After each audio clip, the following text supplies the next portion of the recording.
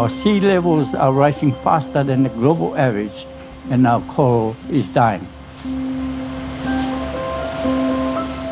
There is no dignity to a slow and painful death. You might as well bomb our island. We are drowning, and our only hope is the life ring you are holding.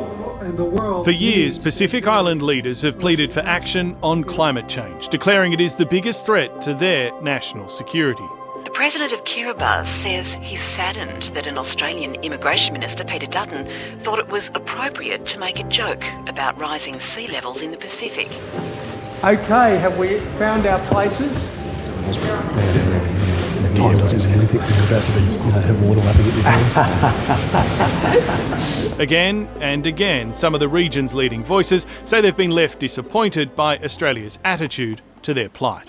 We cannot undermine the seriousness of the issue of climate change because, it is affecting the Pacific Island countries, the survival of peoples in the islands, but certainly also of the people in Australia.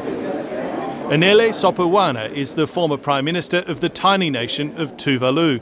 He claims Pacific Islands are considering accepting financial support from China, even though it's the world's biggest source of greenhouse gas emissions, due to Australia's lack of high-level focus on the region. Australia in the previous government has dropped the ball. That's why we are in this type of situation. He says Foreign Minister Penny Wong's early visit to Fiji sends a signal that the region matters deeply to the new government in Canberra, and he's encouraged by the Prime Minister's commitments to spend more on aid. But he also argues a much bigger scheme of work visas for Pacific Islanders and a lengthy tour by Anthony Albanese of island nations are two other substantial ideas that could start mending relationships. These are tangible measures that can make the relations, the collaboration between Australia and the Pacific Island countries more meaningful,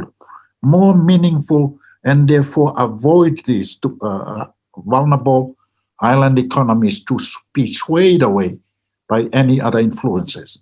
The scope of China's strategic aims in the Pacific have become increasingly clear in recent months.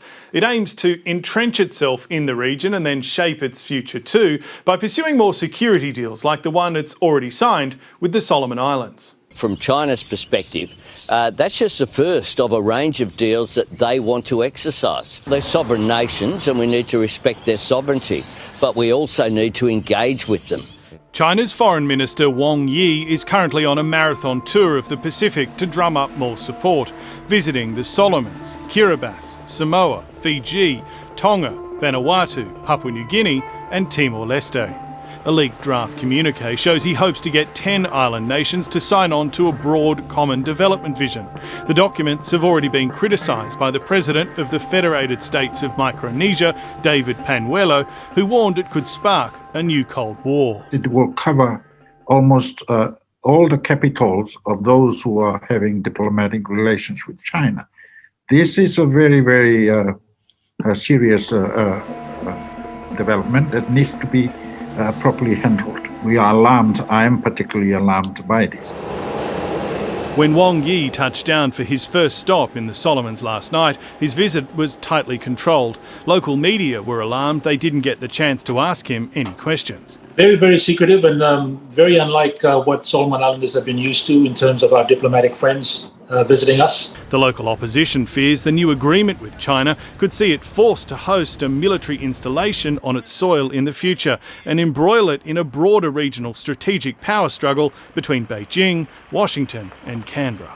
So it's very concerning in a relationship that is very much imbalanced with a very powerful country, an island country like Solomon Islands. We will not have much of our say in terms of what it is that we want to do to protect our own interests. Some Pacific politicians have told 730 it's that fear of loss of control that might actually work against Beijing's aims, because Australia's spending comes with fewer strings attached.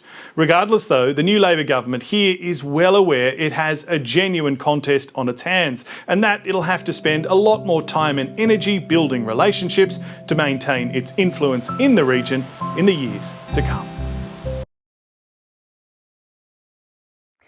Hi, I'm Lee Sales. Thanks for watching this story. If you'd like to watch more of 7:30's stories, they are on the left of your screen. And tap on the button below to subscribe and get the latest from ABC News.